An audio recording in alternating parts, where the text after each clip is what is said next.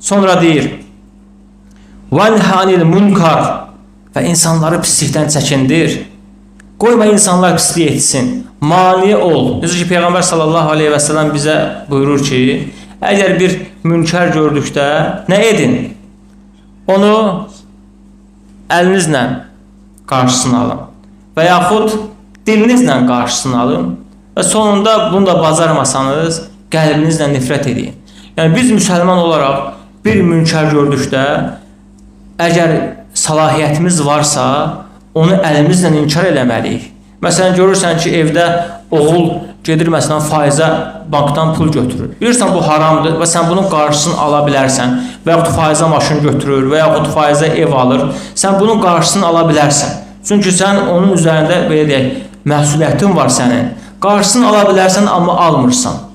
Və artıq yəni, burada sən yaxşılığı əmr etmiş sayılmırsan və onu pislikdən də çəkindirmiş sayılmırsan. Yəni, müsəlman əziz qardaşlar çalışmalıdır ki, münkəri əli ilə dəf eləsin. Əli ilə dəf eləyəmirsə, nəsiyyətlə, gözəl nəsiyyətlə o münkəri dəf eləməlidir.